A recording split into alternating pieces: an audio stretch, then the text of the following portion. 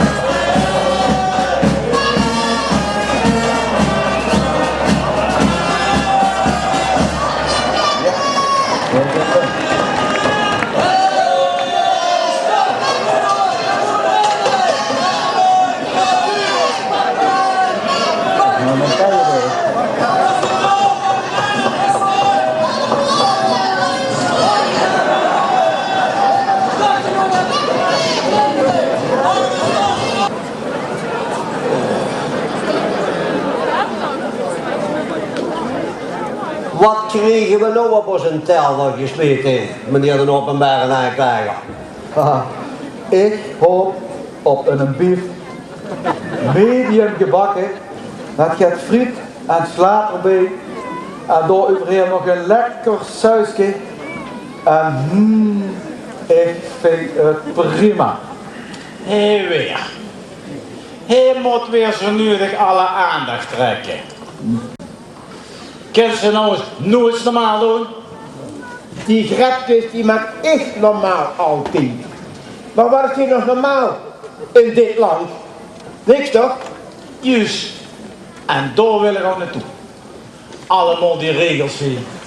Doe best toch niet meer wat ze moest. Was dit de volgende? Doe De dit. verdachte? Doe dat. Huh? Mug ze niet. Mug ze wel. Een knetter van te weer. Nou, ik dacht dat het hier toch wel goed geregeld was met allemaal die wettelijke regeltjes. Tunnels op, tunnels toe. Regel dat maar eens, joh. Nou, dat valt vies tegen. Kijk maar eens naar de Joekskapel. Geregeld, ongeregeld. Die spullen, ongeregeld, geregeld op vastelovensorde. En daar hebben veel mensen geen weet van. Dus, dat die mensen dat niet weten, is niet goed geregeld. Nee, dat is ook niet goed geregeld. Anders worden die wel duidelijk voor. Maar omdat dat niet goed geregeld is, weten we dat niet. En dan gewoon ik voor dat je dat zelf maar regelen. Daar sloot ik bij aan. Volgende zaak. Ja, en dan doe het niet. Ik wil hier voor het gerecht wel eens een regel leggen. Ik wil wel eens weten wat zo immers bezielt om overal van die regels voor hen te voeren. Als je meent dat we zo immers aan moeten huren, dan moet dat maar. Maar de regel is het niet. Nou, ik hoop dat we er zo eigenlijk een vinger hier op stelen. Want ik denk dat deze zaakjes wel zo geregeld heeft dat wij hem niks kunnen maken. En ik hoop dat een openbare aanklager steeds hij de argumenten heeft weten te brengen Anders kunt u met mij nog een zware Pieter roken. Meneer de advocaat, gij rookt toch gaar niet? Wie kent gij in vredesnaam de openbare aanklager en zware Piet laten roken? Als de heer griffier nou een smier met zijn griffel schreef, als het zijn griffel openduidt, ja,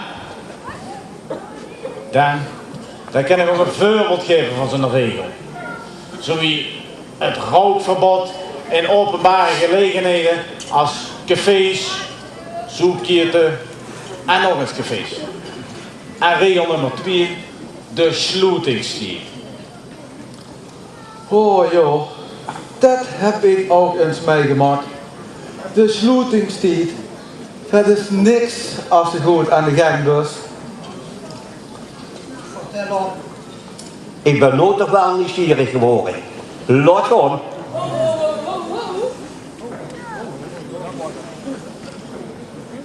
Hier had ik gesproken. Ik wil eigenlijk niet dat er op gesproken. Ik mag er wel maken dat ik gerechtigheid zie. Buren en ook en twee dreef. Maar dat wel veel. Wat is dat dan nou eigenlijk alweer? Waar steekt door dan bij? Ja, goed in de afvraag. Het was nou 6 uur gemaakt hadden. En nu de 4 met laat kennis te maken. 22 anoniem. Maar het is snel mogelijk invoeren te maken. Ben ik maar meegekomen. Maar dat is niet echt. Maar natuurlijk wel. B-wet is geregeld dat de feiten naar boven moeten komen. Laat het weer grafiertje.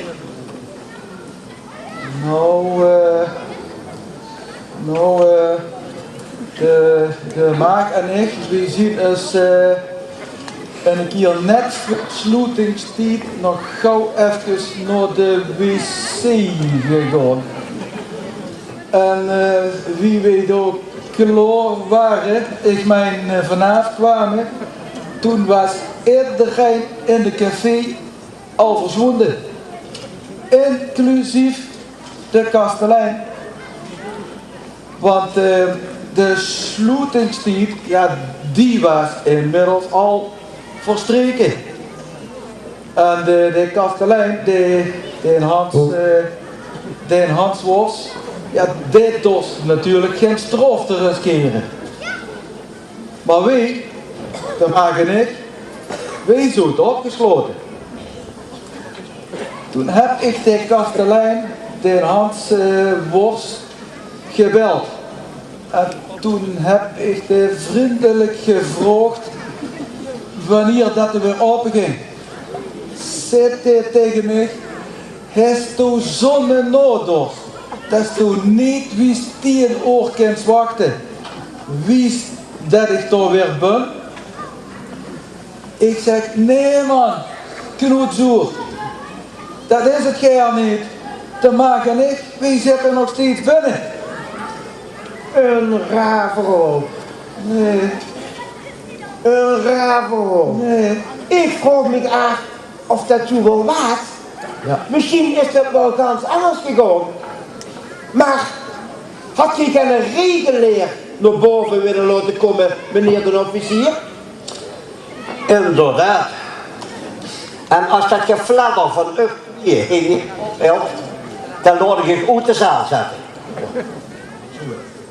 Hebben we dat de mensen ook weer geregeld. Nou, ik geloof dat ze de regelaar te pakken hebben. Kom dan maar eens gauw naar boven, mensen. Zodat we dik eens even de comma's op de i kunnen zetten.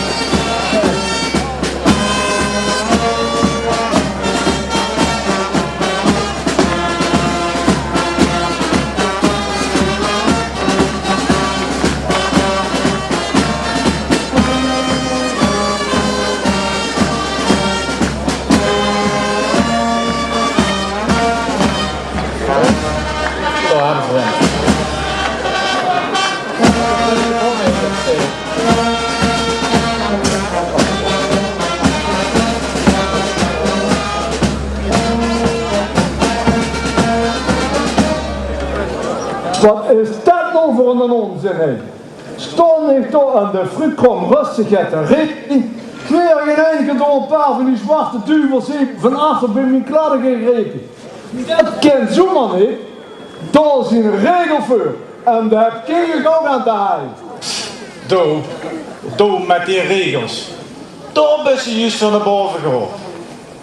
Ik wil wel eens weten, wat of zich dit überhaupt bij de frietkrom aan het regelen was. Dat geeft dit niks aan. Daar moest mij maar eerst op mijn rechten wijzen. Want ook ik heb recht op een advocaat. Dat klopt. Geen vragen iedereen. Handen en haren voor alle geregelde en ongeregelde zaken. Ik zal het verdedigen. Wil ik u echt nog goed kennen verdedigen, zal ik toch wel moeten weten wat je door aan de frietkrom aan het regelen was. Dus vertel het maar eens even. Dat zal ik je even precies vertellen. Ik was er om regelen. Als dat het een en ander moet gebeuren van onze voedingsbond, dan moet dat doorgevoerd worden. Ja, maar wat was aan het regelen? Wat ik toen aan het regelen was, dat ging er überhaupt niks aan. Toen moet je maar zien als een recht te wijzen. Maar nu kan ze zien waarom die goed voor. En er was verder niks aan het regelen wat met die frietjes, ik bedoel, wat duizend dan? Nou, ik was een regelen. Komen dan mensen binnen, zwaarder dan 70 kilo, geen friet. Dat is een goede regel, of niet? Door hebben ze weer zo'n idiote regel. Net als de regel van het roken. Bij de duvelsbaan moeten de steiler ketelaars gebruik maken van kunstmatige rook. Omdat er niet gerookt mag worden. En dat ben ik zat. Hier officier. Als gij niet met mijn ijs meegaat, een degaren de ketel in te gooien, dan vraag ik aan van die mensen van de frietkrom om met het frietvet te gooien. Wacht eens even, joh. Ik heb net gezegd dat ik een verdediger. En dat wil ik ook voormaken. Ik heb net gehuurd dat in opdracht van anderen handelt. Dus is hij niet verantwoordelijk voor al die rare regels. Maar is dat de overheid die hem dat opdrukt. En aangezien wij die mensen niet hier hebben en dus ook niet kunnen verdedigen, kan ik voor deze regelhandels vrijspraak vragen. En als het in de ogen van Vos Lucifer en zijn duvels niet kan, dan alleen maar schreeuwen. Nou, ik ben eigenlijk ook niet voor de dood in het frietvet van de frietkrom. Maar aangezien